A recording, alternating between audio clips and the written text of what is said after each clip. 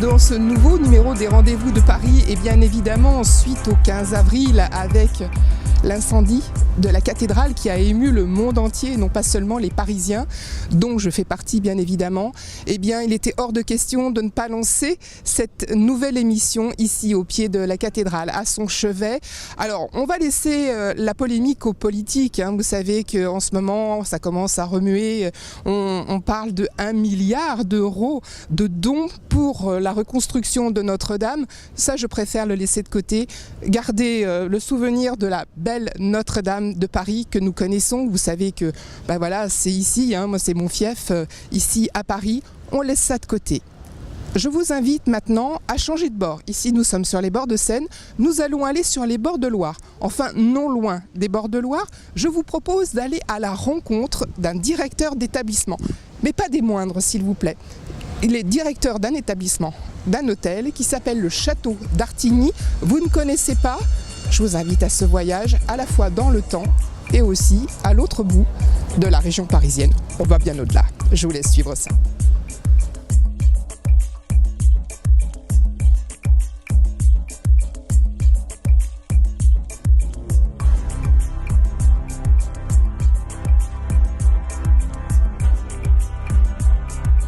Vous êtes le directeur de cet établissement qui s'appelle le Château d'Artigny. Est-ce que vous pouvez nous en narrer un peu l'histoire? Alors c'est un château assez particulier puisque c'est le dernier château construit en Touraine dans les années 1920. Et ce qui est aussi particulier, c'est que c'est le premier château transformé en château-hôtel en France en 1959. C'est récent.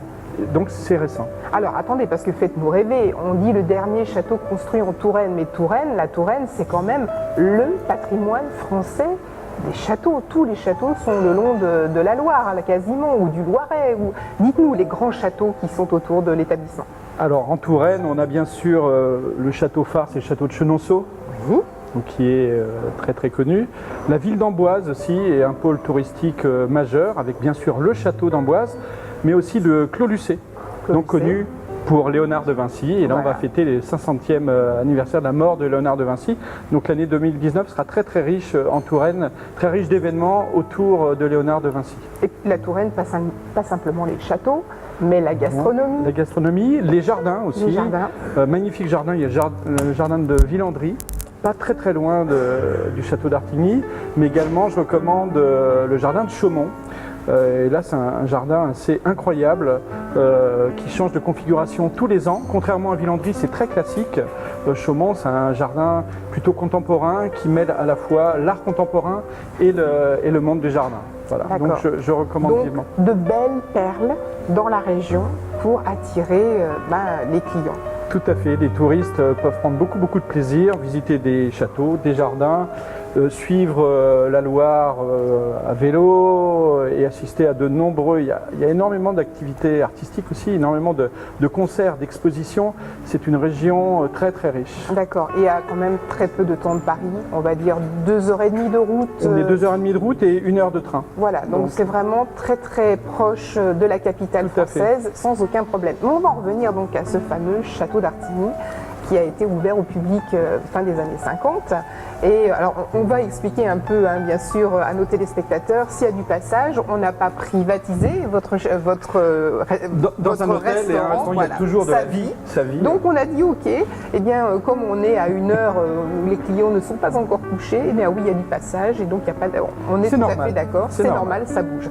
Donc en fait, on va rentrer justement dans ce fameux château qui a été donc à vocation de recevoir une clientèle. Expliquez-nous et faites-nous rêver, qu'est-ce que le château d'Artigny? Alors c'est avant tout la folie d'un homme qui s'appelle François Coty, qui est l'inventeur de la parfumerie moderne, début 20e. Il est né en 1874 en Corse, à Ajaccio. Oui. Il était orphelin. À l'âge de 14 ans, il est allé sur le continent. Il a ensuite appris tous les métiers de la parfumerie. Et c'est devenu un des parfumeurs les plus célèbres début 20e. Il y avait deux grands parfumeurs en fait, pour tout dire. Il y avait Guerlain et François Coty, qui a eu le génie de s'associer avec Lalique et Baccarat. Voilà, alors on va s'arrêter 2 minutes avec Lalique et Baccarat, peut-être pour ceux qui connaissent moins on va dire l'artisanat français. Grande maison, grande verrerie française, Cristal, qui sont reconnues de par le monde. Exactement. Alors, pour parler un petit peu de la parfumerie, au 19e siècle, c'était plutôt des grands flacons et c'était plutôt de l'eau de Cologne. Et c'était distribué dans des pharmacies. D'accord. Coty a eu le génie de faire des petits flacons, de s'associer avec Lalique et Baccarat, de leur donner des noms comme Vertige, Émeraude, Styx, Léman. Le parfum qu'il a vraiment fait découvrir, qu'il a vraiment fait connaître, c'est la Rose Jacqueminot. Donc il avait le génie à la fois du marketing et du packaging. Et bien sûr, il a distribué ses parfums dans ses propres points de vente, notamment Place Vendôme, sur la 5e avenue à New York, et distribué dans des grands magasins avec de grandes enseignes. Donc ce qui a fait que rapidement, il est devenu richissime. C'était une des plus grosses fortunes dans les années 1910-1920. Il était milliardaire. Milliardaire. Et vous m'avez dit un peu avant au moment où on préparait un peu l'émission, c'est un peu le Gatsby le magnifique. Tout à fait. Un homme visionnaire et presque un peu fou. Alors, quand on est très très riche, il y a quand même une petite obsession, c'est quand même de se faire plaisir, et de montrer un petit peu aussi l'étendue de sa fortune. Surtout, il faut se replacer dans le contexte, début 20e. C'est les années folles, les années 1920. Donc, très très riche, il s'est dit, je veux vraiment avoir un château. C'est un signe de pouvoir quand même. Il a voulu acheter le château de Chambord. Il n'a pas pu acheter le château de Chambord. À l'époque, c'était privé. Maintenant, ça appartient à l'État français, mais c'est privé. Donc, il n'a pas pu acheter Chambord et il s'est dit, bon, qu'à cela ne tienne, je vais acheter un domaine en Touraine et je vais faire construire mon propre château. Voilà. Donc, il a acheté le domaine ici. Il y avait déjà un château qui existait, un vieux château assez hétéroclite, qui ne lui plaisait pas du tout. Il l'a rasé en 1912 pour se faire construire un château type 18e siècle.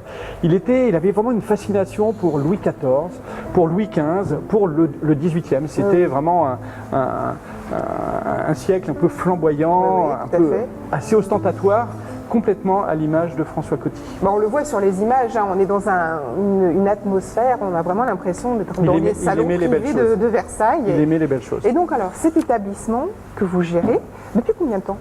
Alors j'ai repris la direction du château d'Artigny il y a 7 ans. D'accord. Ça a été transformé en hôtel en 1959. Donc c'était racheté en 1959 par une famille française, qui s'appelle la famille Traversac, qui a vraiment lancé le concept château-hôtel.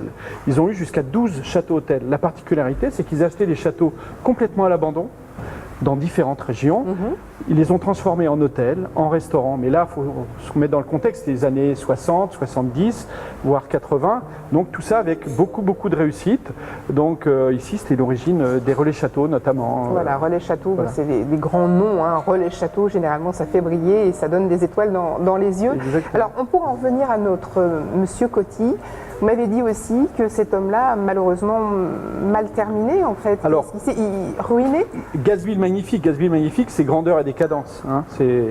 Donc il est mort effectivement en 1934, à l'âge de 60 ans, ruiné, un petit peu oublié de tous. Alors ça interpelle un petit peu, on se dit mais comment est-ce que quelqu'un qui a eu une fortune aussi colossale a pu tout perdre en fait? Ça s'explique par plusieurs facteurs, plusieurs paramètres. 1929, le krach boursier à New York. Donc c'est un homme d'affaires, il ne faut pas l'oublier. Mauvais investissement. Mauvais investissement, mais c'est surtout que tout le monde à l'époque, tous les hommes d'affaires ont perdu énormément d'argent suite à ce krach. C'était aussi quelqu'un qui s'est lancé dans la politique. C'est certainement pas ce qu'il a fait de mieux dans sa vie, mais il était maire d'Ajaccio notamment. Il était propriétaire du Figaro. Il avait énormément de titres de presse. Donc ça lui a coûté très très cher. D'accord. Fait aggravant aussi, c'était un joueur. Il jouait beaucoup dans les casinos, des sommes assez folles. Et c'était un grand séducteur. Il aimait beaucoup les femmes. Il aimait beaucoup les femmes. Il avait pas mal de maîtresses. Et Yvonne Le Baron, sa femme, qui était aussi sa muse, c'est la femme qui l'a inspiré toute sa vie. Il l'a rencontrée en 1900 lors de l'exposition universelle à Paris. Il est tombé follement amoureux et je pense que c'est quelqu'un qui l'a inspiré toute sa vie. Bref, sa femme a fini par divorcer et là, c'était vraiment le début de sa chute et il est mort donc en 1934. Mais il a quand même laissé une jolie perle ici en Touraine.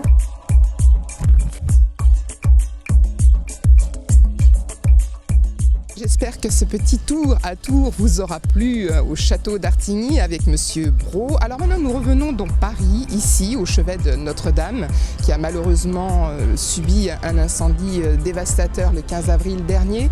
Alors, on la laisse de côté, on va continuer un petit peu le long de la Seine et aller jusqu'au Trocadéro, non loin de la Tour Eiffel, où se tenait, il n'y a pas très très longtemps, le village international de la gastronomie. Alors, vous avez faim, vous êtes curieux des cuisines du monde, je vous propose de prendre fourchette et couteau, ou même tout simplement les doigts. On y va ensemble. Ce village représente 45 pays étrangers pour présenter leur cuisine populaire.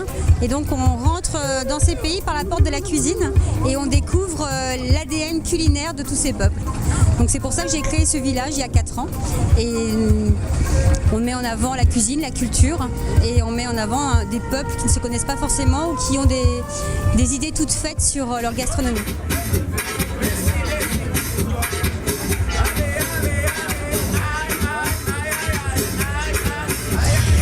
Nous avons tenu à être présents cette année pour la 4e édition et pour la première fois pour la participation du Maroc. On a travaillé sur un thème cette année, le thème du Sahara. Nous avons présenté la gastronomie marocaine. Elle est là-bas. Oui, c'est notre invité d'honneur qui vient du Sahara. Alors nous avons préparé les plats qui sont très communs au Maroc, qui sont connus et d'autres qui ne sont pas connus. On a fait un couscous complet avec les légumes. On a fait les tagines très connues avec de l'agneau, pruneaux, amandes, abricots, un tagine poulet, olive, citron, la pastilla avec des pigeons et poulet et avec du poisson. On a fait toutes les entrées. Le mengoub, c'est des fèves qu'on fait tremper la veille pour le lendemain et avec lequel on mélange de l'ail, du persil et du cumin. Les carottes aussi mcharmel. Vous avez aussi le poivron rouge et vert mélangé avec de la tomate. Et là, nous avons l'aubergine qui s'appelle le zahlouk marocain. On souhaite un jour qu'on vive tous ensemble et pas de frontières. On casse les frontières. On va casser les frontières. Vive le Maroc! Vive la France! Vive la France!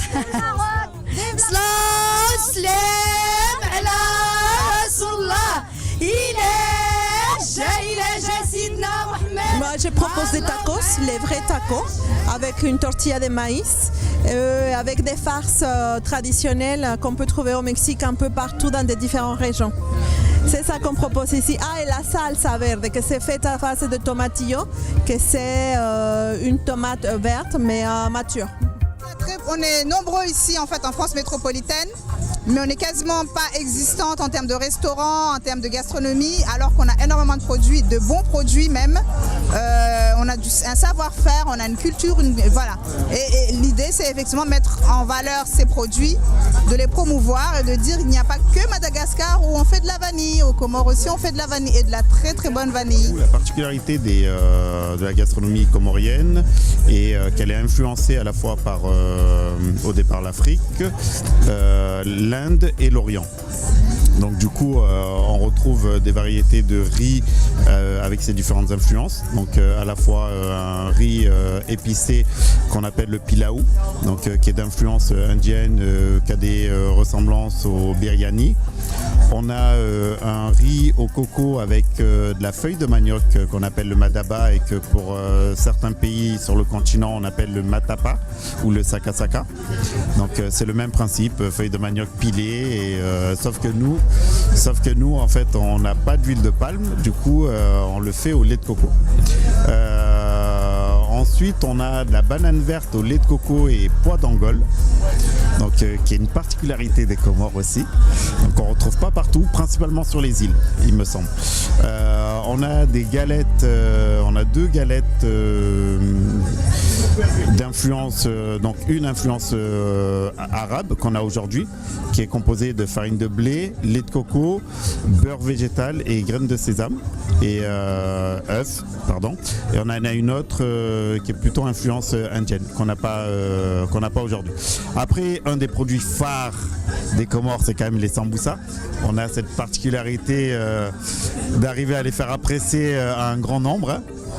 On sait que malgré qu'on puisse retrouver les samboussas un peu partout, mais c'est vrai que celles des Comores ont une vraie particularité, donc qui sont garnies principalement de viande, donc vraiment de viande de bœuf et échalote, piment, donc très simple mais très très goûteux.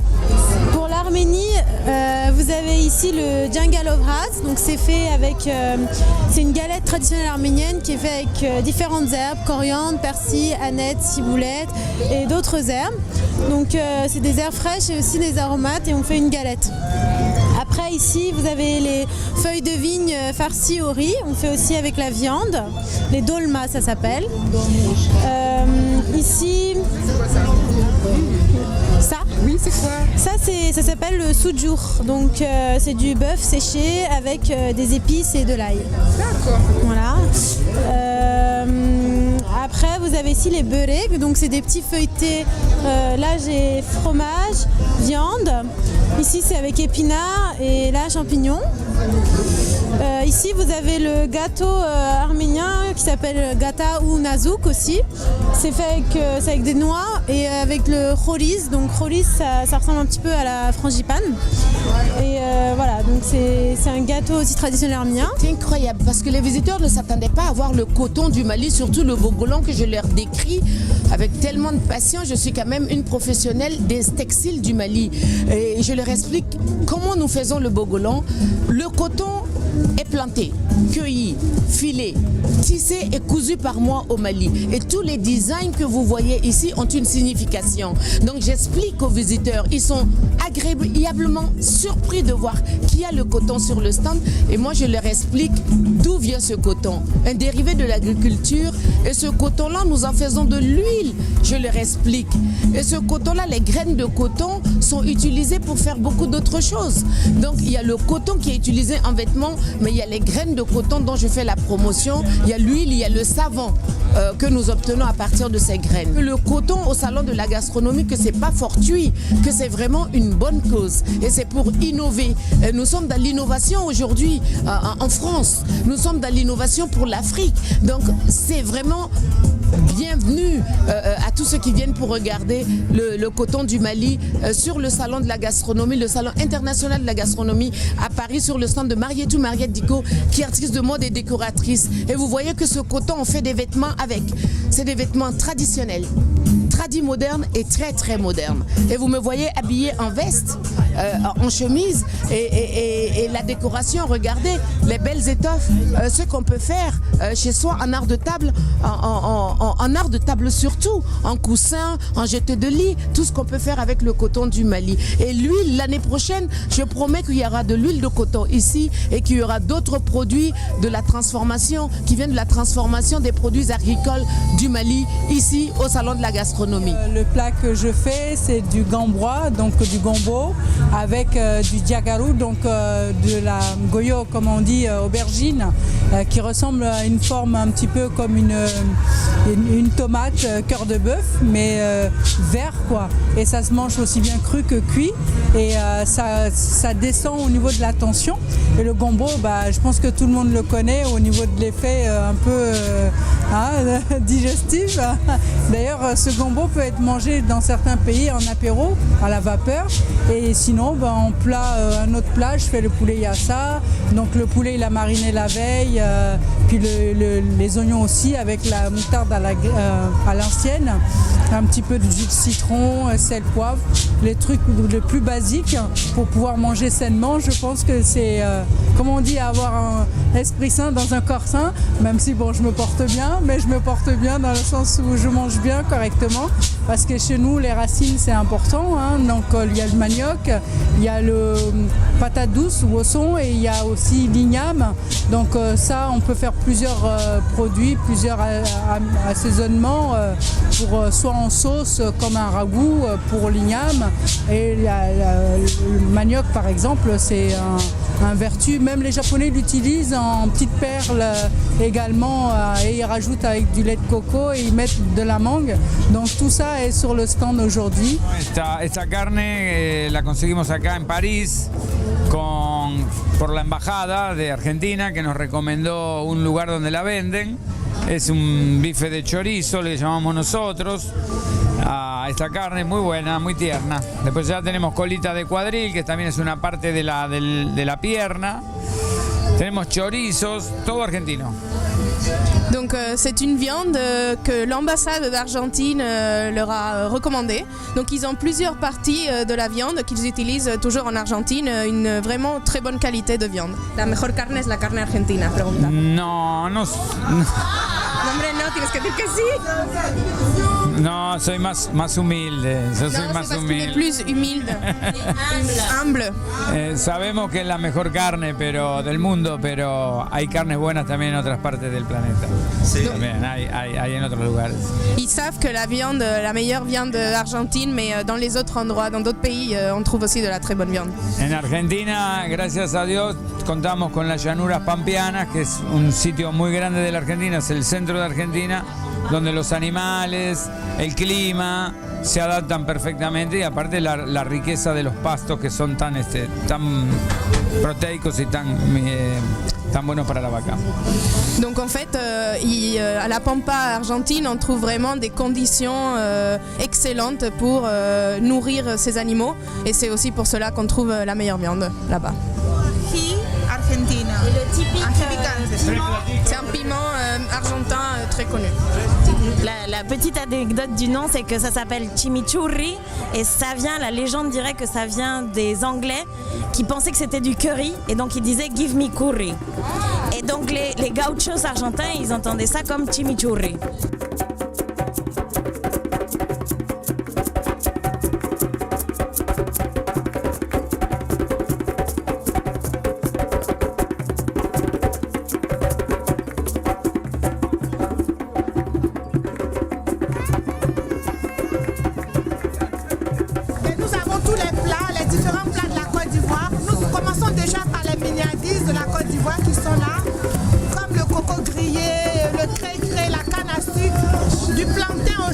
Voilà, des caramels, tout ça, ça fait partie des miniadises de la Côte d'Ivoire. Voilà.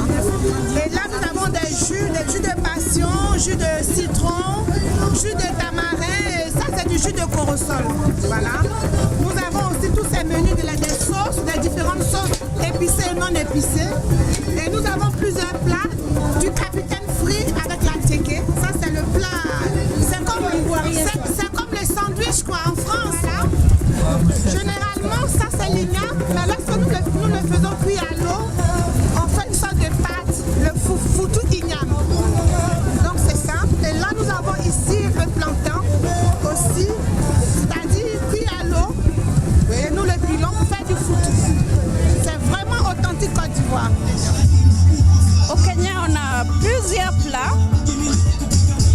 dépend en fait de chaque tribu.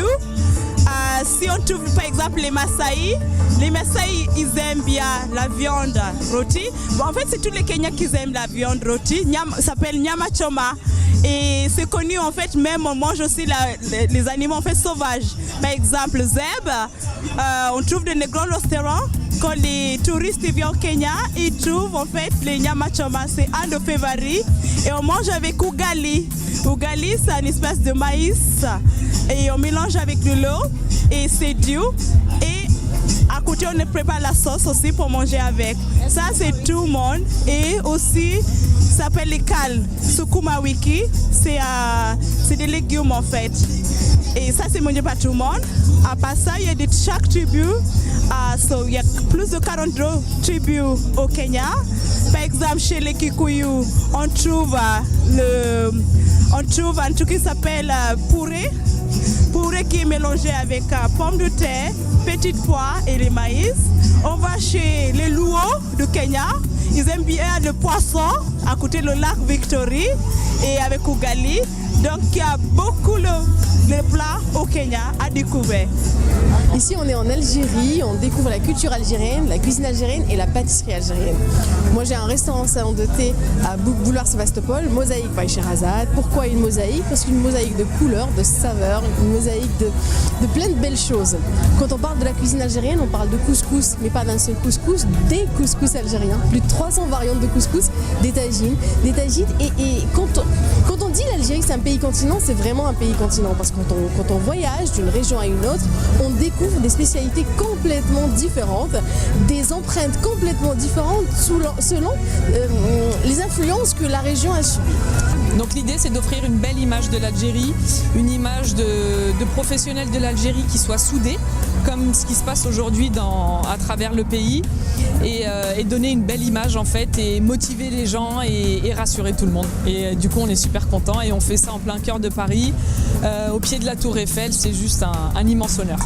On est hyper fiers. Voilà, certainement en plus une montée d'espoir, une montée c'est ça.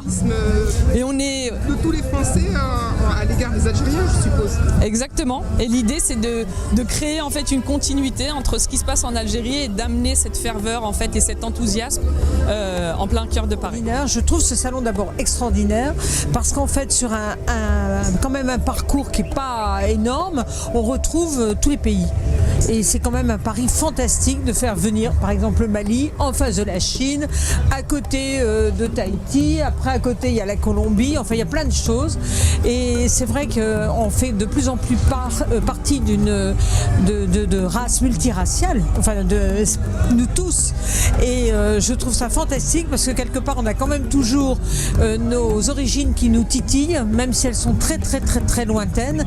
Et brutalement on a envie, tiens si je prenais ça j'ai envie de ça. Je vois ma fille, elle a des origines belges puisque mes parents sont belges, grecques et arméniennes. Et il y a des produits, et elle est élevée par une japonaise. Eh bien, elle a des produits, par exemple, d'origine arménienne, et elle va naturellement vers eux. Et je dis que quelque part, on a tous ça. On a tous ça. Et je trouve qu'ici, en peu de place, parce que c'est un pari fou de réunir autant de pays sur un si petit endroit, de pouvoir justement recoller avec tout ce qu'on a aimé, tout ce dont on vient en plus, et puis ça donne envie de voyager, ça donne envie de partir vers des choses qu'on ne connaît pas. Là, je suis au Mali, là. Ah oui, vous avez du gingembre, je vois ça. Oh là là, j'arrête pas d'en boire, c'est extraordinaire. Hein. C'est une découverte pour vous? Non, parce que j'en avais déjà bu aux Antilles. Mais celui-là, il a un goût fantastique, il est très bien fait. Je crois qu'elle a dû mettre de la poudre de perlimpinpin dedans. C'est pas possible, elle me l'a fait la malienne. Alors, est-ce qu'il y a des éléments spécifiques, des épices, de la gastronomie africaine qui pourraient vous inspirer dans une cuisine à l'avenir? Mais bien sûr, parce que en fait, la cuisine, ce sont des rencontres. Et je peux avoir fait une purée de pommes de terre. Si je prends une épice, elle va me dire ça, c'est extraordinaire. L'hibiscus, bon maintenant, nous on la connaît puisqu'on la travaille pratiquement tous. Mais c'est vrai que ça peut faire quand même bien swinger une purée de pommes de terre. Hein. Bien belge là, dans lequel je mettrais une épice malienne et hop, ça nous fait voyager, ça nous fait sourire et c'est merveilleux. On va retourner au château d'Artigny où nous attend une Camerounaise qui s'est installée là-bas, oui, en Touraine. Elle a pris tout son courage et s'est installée dans cette région qu'il a un petit peu difficilement accueillie, mais elle s'est bien implantée. Alors là, maintenant, ça va être une séance sans dessus-dessous, ou alors sans dessous-dessus, comme vous voulez. La lingerie fine, vous aimez? Alors là, s'il vous plaît, restez bien devant vos écrans. On aura le luxe à l'état pur.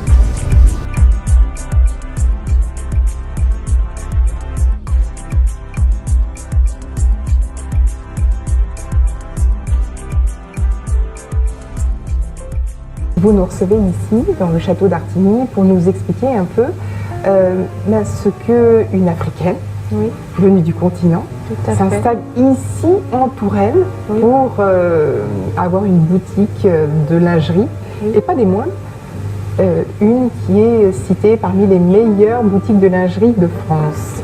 Comment ça s'est passé, Agnès? Comment ça s'est passé? Ça s'est passé il y a une quinzaine d'années. Donc, moi j'ai un CAP couture, un BEP, un bac de la couture industrielle, des études que j'ai fait dans ma terre d'origine. Donc, j'arrive à Tours et puis j'essaie de trouver un emploi, c'était pas évident. Pour essayer de trouver ma voie, donc j'ai fait 6 mois de bilan personnel à l'ITS de Tours, 6 mois de bilan professionnel, toujours à l'ITS de Tours. Et j'ai fait 3 mois de gestion de création d'entreprise à la Chambre des métiers. Donc, on était reçus par l'ordre des avocats d'Indre-et-Loire, des experts comptables, des banquiers, des assurances, des chefs d'entreprise. Et donc, voilà. Et après, j'ai monté un dossier.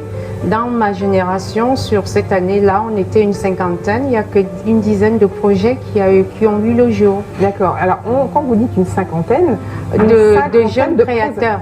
Et pas d'origine africaine, je suppose. Non, pas d'origine africaine. J'étais la seule. Voilà. D'accord, vous étiez donc la seule à présenter un dossier. Oui. Et donc, ça aboutit sur quoi? Ça aboutit, alors c'était pas gagné d'avance, vu que j'avais pas fait mes études en France. Donc, à chaque fois, les banquiers ne faisaient pas confiance, au fait. Donc, vous avez eu systématiquement cette barrière, cette barrière, le fait de ne pas vous faire confiance, tout simplement parce que vous étiez africaine. Parce que j'étais africaine et surtout parce que je n'avais pas fait mes études ici. Et donc, il a fallu que je me débrouille toute seule avec mes économies personnelles. Et donc, j'ai commencé avec mes propres économies. Et c'est quand l'entreprise a vu le jour que ma banque, donc Crédit Agricole, m'a accordé un prêt. Petit clin d'œil. Voilà, m'a accordé un prêt après. D'accord. Et donc là, vous ouvrez un pas de porte. Oui. C'est ce qui se passe. Tout à fait. Et alors, donc, vous avez votre marque de lingerie. C'est vous qui dessinez vos propres modèles.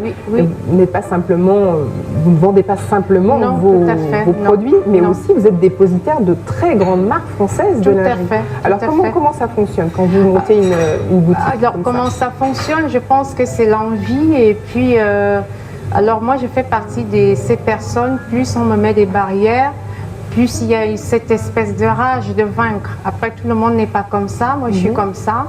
Et donc, il y a pas mal de marques aussi qui n'ont pas voulu de moi, pareil. Mais après, ça ne m'a pas arrêtée. Alors, pas voulu de vous, parce que vous étiez une petite boutique, voulu de vous? Parce que, alors là, c'était pas parce que j'étais africaine, c'était seulement parce que dans le monde de la mode, surtout dans des grandes marques comme ça, quand vous n'avez pas encore fait vos preuves, ils vous font pas forcément confiance. Oui. Après, les marques qui ont cru en moi, j'ai gardé les mêmes. Il y a Obad, avec qui j'ai signé le contrat il y a 15 ans. Et puis Lee Charmel, après suis Chantal Thomas, après il y a eu Inès de la Fressange. Et après les autres marques, maintenant, au fait, c'est moi qui choisis la marque avec laquelle j'ai envie de travailler. Donc là, c'est vous qui avez les règles. Voilà, maintenant c'est moi qui maintenant c'est moi qui impose mes règles. Et ça fait quoi de se dire, tiens, maintenant j'impose mes règles? Ça fait plaisir parce que quelque part, je reviens de loin. J'ai commencé avec une boutique de à peu près 15 mètres carrés. Et là, j'ai une boutique 75 mètres carrés, plus le sous-sol, donc un salon d'essayage pour la haute couture, où deux fois je reçois aussi certains clients privilégiés qui viennent de loin pour faire des achats. Alors, quand on dit haute couture en lingerie, oui. c'est du fait main, bien oui. évidemment, mais c'est du sur-mesure. C'est-à-dire oui, que si une personne a tel ou tel bonnet, ou pour un homme ou pour une femme, bien évidemment, là on parle pour les femmes, oui. vous êtes tout à fait capable de créer une lingerie oui. Au millimètre de près. Alors, moi, quand je me suis mis à mon compte, effectivement, je me suis dit, avant de créer mes propres produits, je mets d'abord au service de ma clientèle mon savoir-faire. Donc, c'est-à-dire qu'il y a des femmes qui sont très minces. Et donc, dans la lingerie, il n'existe pas leur taille. Ou alors, celles qui ont des soucis de santé sont anorexiques. Donc, il faut tout reprendre, en fait. Donc, cette clientèle-là, après, c'est le bouche à oreille qui a fait son effet. Donc, quand elles viennent, elles essayent. Et puis, je retransforme le produit vraiment au millimètre de leur mesure, aussi bien le haut que le bas. D'accord, c'est-à-dire que vous prenez, ce sont vos propres modèles ou ce oui. sont les modèles des marques que vous avez Deux fois, c'est mes propres modèles, deux fois, c'est les modèles des marques. Moi, je n'impose pas forcément qu'elles achètent pour moi. C'est aussi, elles peuvent aussi tomber à avoir le coup de cœur sur des marques que je commercialise, donc avec lesquelles j'ai le contrat. Voilà, et si c'est un modèle des marques qui leur plaît, moi je le retransforme à leur mesure, mais par contre il faut vraiment qu'elles soient sûres, parce qu'après je leur dis toujours, une fois que j'ai transformé, je peux pas revenir en arrière. Il faut vraiment être sûr que ce modèle vous plaît et c'est ce que vous souhaitez, parce qu'après je peux découper, mais je peux pas remettre les morceaux de tissu. Alors, il y a quand même une particularité dans l'univers de la lingerie, c'est oui. que pour faire un soutien-gorge, par exemple, il faut oui. combien de pièces différentes pour faire ne serait-ce qu'un seul soutien-gorge? Pour faire un seul soutien-gorge, il y a pas mal de petites pièces, en fait. Parce que c'est ça un peu aussi la particularité du soutien-gorge, parce qu'il y a les petits bretelles, il y a les accroches bretelles, il y a les accroches agrafes au dos, il y a le bonnet. En fait, il faut compter à peu près entre 7 et 8. C'est vraiment des petites coupures. Ou deux fois, ça peut être plus, ça dépend du modèle, au fait. Mm-hmm. Parce qu'il y a un soutien-gorge qui va être plus travaillé. Celui-là, par exemple, un même soutien-gorge, il peut avoir 3 types de matières. Il y a un côté, on va trouver de la soie, du voile de mousseline de soie. De l'autre côté, on va trouver la dentelle de Calais. De l'autre côté, peut-être autour du dos, pour donner le côté confort seconde peau. Mm-hmm. On va trouver peut-être un lycra de luxe. Donc, c'est ça. Donc, plus il y a des petites des matières, plus il y a des petites coupes. Donc, après, il faut passer à associer toutes ces petites coupes-là au fait. Pour en revenir au fait que, effectivement, la lingerie haute oui. couture, la lingerie de luxe, oui. Finalement, peut être encore plus précise, oui. encore plus élaborée que quand on parle de haute couture, en fait, de prêt-à-porter en ce qui concerne les robes ou les vêtements. C'est vraiment une spécificité. C'est vraiment très pointu. Oui, tout à fait, c'est très pointu. C'est vrai on peut tricher avec le prêt-à-porter, mais à lingerie, on ne peut pas. La femme, une fois qu'elle l'essaye, elle le sent de suite qu'il y a un truc qui ne colle pas. Alors que le prêt-à-porter, un acheteur ne va jamais regarder comment le vêtement ou la veste, le pantalon ou la robe est cousu, mais un acheteur regarde toujours comment c'est fini. Donc on peut tricher avec le vêtement, la veste ou le pantalon, et après, s'il y a eu des imperfections au niveau de la couture, on va les rattraper au moment des finitions. Si la finition est bien faite, l'acheteur, il tombe sur le charme. Après, il n'y a que le créateur qui sait qu'il a commis des petites imperfections, mais le consommateur, lui, ne le verra pas. Ce qui n'est pas le cas de la lingerie, le soutien-gorge, le tanga ou le string. Si les coupes ne sont pas bonnes, quand la femme essaye, elle le sent de suite. Elle va dire non, je ne suis pas bien dedans. C'est vraiment une seconde peau. Ah oui, c'est vraiment une seconde peau. La femme, elle part du principe qu'elle met cher ou pas cher, peu importe, sur son soutien-gorge, mais en général, quand elle met cher, elle ne veut pas le sentir du tout. Elle le dit, moi je veux sentir mon soutien-gorge quand je le porte et quand je l'enlève. Pour le reste de la journée, je ne veux pas le sentir. C'est vraiment, on est vraiment là dans vraiment la seconde peau. Alors, on a bien compris à travers cet échange que vous êtes une spécialiste, que vous êtes une pointure, on va dire, dans votre domaine. Alors, on est à Tours, on est en périphérie de Tours. Oui. Certains vont se dire, mais pourquoi vous restez à Tours? Je reste à Tours parce qu'on pourrait vous imaginer, mais oui, vous avez ce savoir-faire, pourquoi ne pas aller monter à la capitale, pourquoi ne pas vous installer dans d'autres capitales du monde, pourquoi ne pas aller montrer justement, retourner sur le continent africain en disant voilà, moi j'ai mon savoir-faire, je peux m'installer là. Qu'est-ce qui vous ramène toujours à Tours? Au fait, c'est vrai qu'il y a beaucoup de gens qui m'appellent, qui pensent qu'il y a plusieurs révélations. C'est vrai que j'ai fait une communication assez puissante. Moi, j'ai des gens, de fois, qui m'appellent de Paris ou de Marseille ou à Nantes, un peu partout en France, qui me disent, j'ai ma sœur qui est cliente chez vous, je voudrais lui offrir un ensemble. Est-ce que vous pouvez me dire l'adresse de Révélation ici à Marseille ou à Paris? À chaque fois, quand je leur dis, pour l'instant, il n'y en a qu'une. C'est 2 boutiques en une, parce qu'il y a Révélation et il y a Sud Révélation, c'est 2 boutiques en une. À chaque fois, quand je le leur dis, ils sont toujours un peu surpris. Ils disent, mais on pensait que c'était une franchise, qu'il y en avait plusieurs, parce que quand on voit la puissance des niveaux de communication, on a du mal à croire qu'il n'y en a pas d'autres. Je dis, mais pour l'instant, il y en aura certainement, mais pour l'instant, il n'y en a pas d'autres. Mais pour répondre à votre question, moi, j'aime les challenges. Cette idée-là, à mes 40 ans, ça me trotte la tête. Oui, j'ai envie d'aller voir ailleurs. Par exemple, il y a Genève.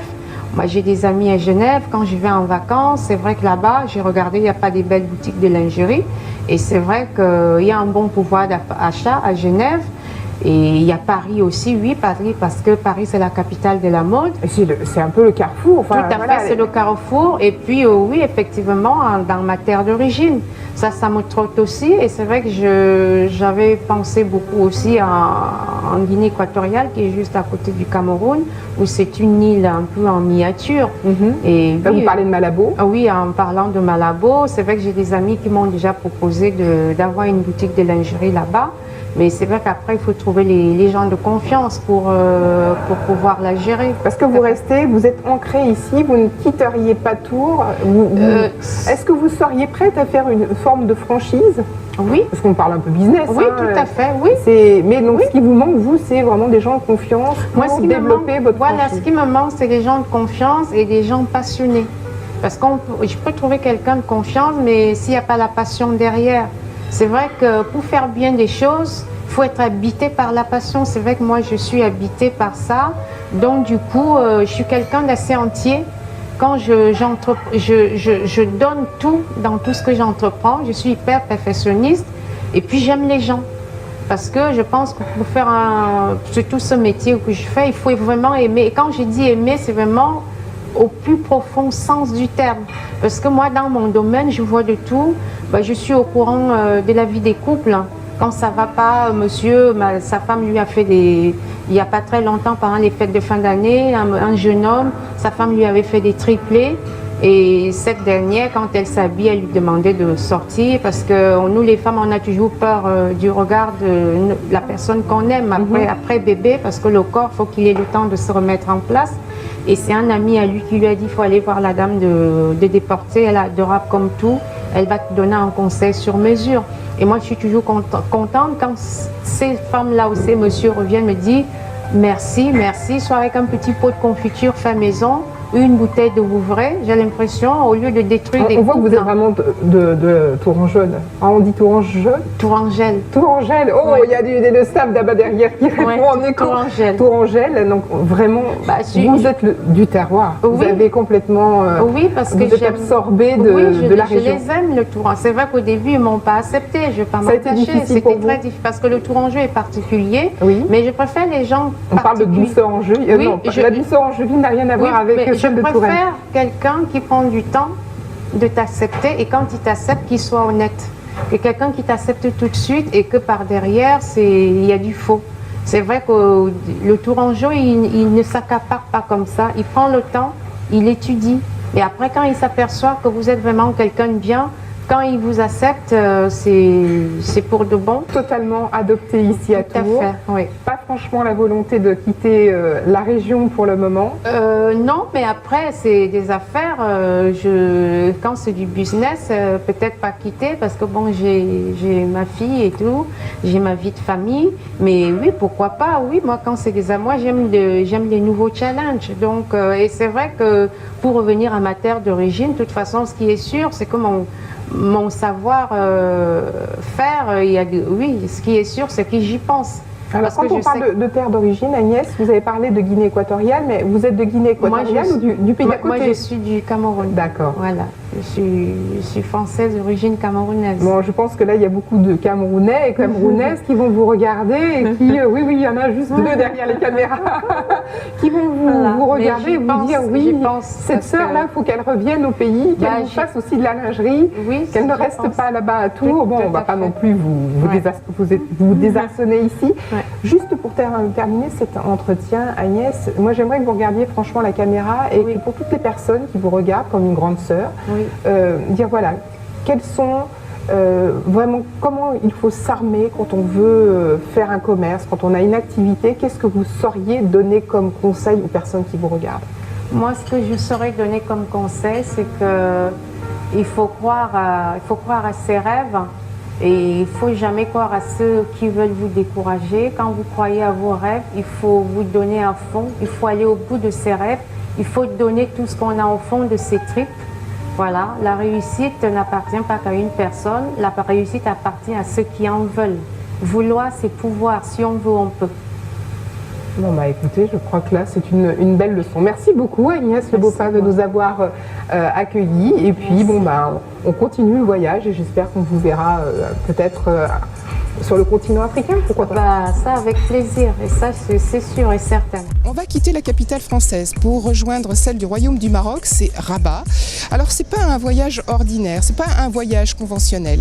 Il est vraiment là aussi question d'une rêverie. Vous aussi qui êtes habitant de votre ville, n'hésitez pas à nous proposer. Moi aussi, j'aimerais qu'on fasse un sujet sur notre ville comme celui-ci. C'est une session inédite que je vous propose. Un voyage, un rêve à Rabat. Pour aller retrouver la mer, je vous invite à emprunter peut-être les péniches, prendre la Seine jusqu'à la mer et puis aller à Rabat, pourquoi pas. On y va.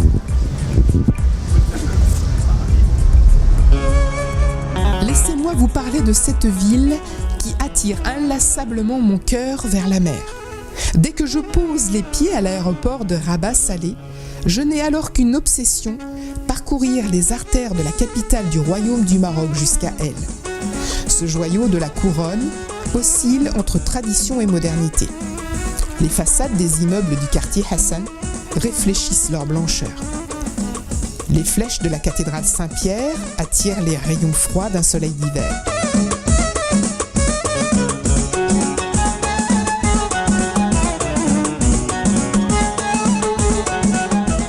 Le tram serpente et lézarde d'un bout à l'autre de la cité et m'entraîne vers la Médina.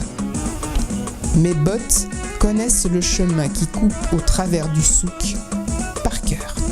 En quelques minutes de marche, je me retrouve au pied du mur d'enceinte de l'ancienne forteresse des Oudayas.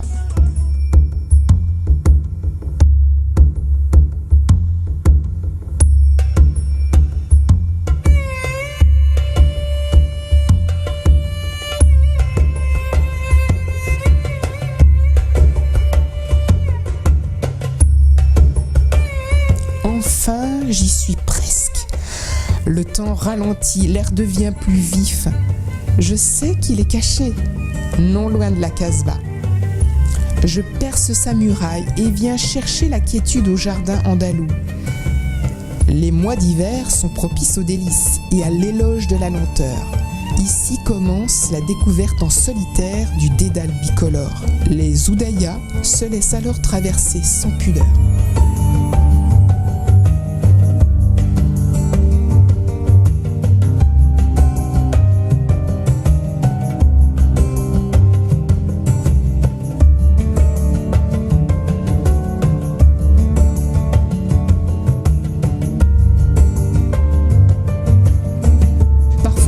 Opère et déclenche ma curiosité.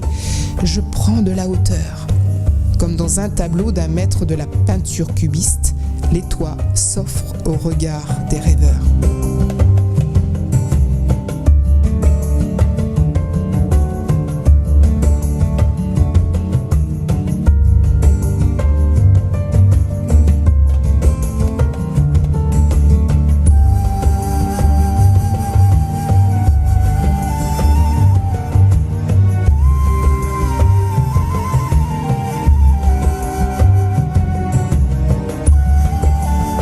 de la chance, une habitante ouvrira sa maison et m'invitera à partager son admirable vue sur l'Oued Bouegrel.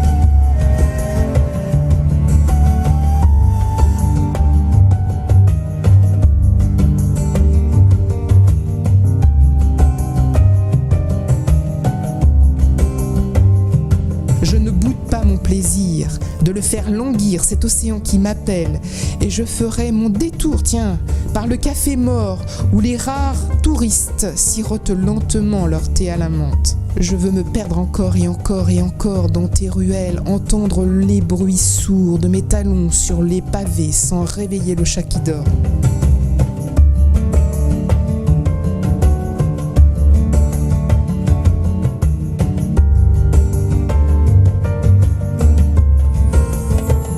Je me sens comme une mariée qui accroche son voile, désormais prête pour la cérémonie.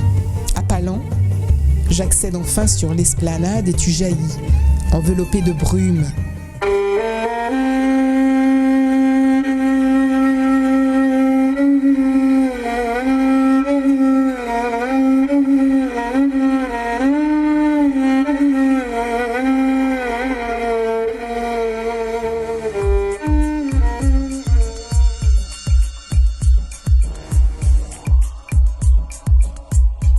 Ce petit jeune homme est venu vers moi pendant que j'étais en train de faire mon plateau de lancement des rendez-vous de Paris. Vous êtes Steven, originaire de RDC, de Kinshasa précisément, et vous êtes étudiant en journalisme. Étudiant en journalisme, oui. Donc en ce moment, je suis en plein reportage. Donc je vais vers les habitants de Paris, les touristes, pour leur demander leurs impressions suite à Notre-Dame ici présent qui a brûlé il y a quelques jours maintenant. Merci beaucoup Steven, continuez vos études de journalisme avec grand plaisir. Alors je vous propose maintenant de terminer, on va terminer ensemble bien du coup cette émission, les rendez-vous de Paris. Tout comme Steven, si vous aussi vous voulez intervenir, n'hésitez pas, vous connaissez notre adresse, Vox Africa Paris, sur les réseaux sociaux vous nous retrouvez, hors média ou Cathy Crucy tout simplement. Merci beaucoup Steven, on va peut-être continuer à travailler ensemble, je ne sais pas, mais en tout cas je les laisse terminer ses études. Le rendez-vous de Paris c'est terminé pour aujourd'hui. Je vous souhaite une excellente fin de journée, je vous dis à très bientôt. Merci beaucoup Steven.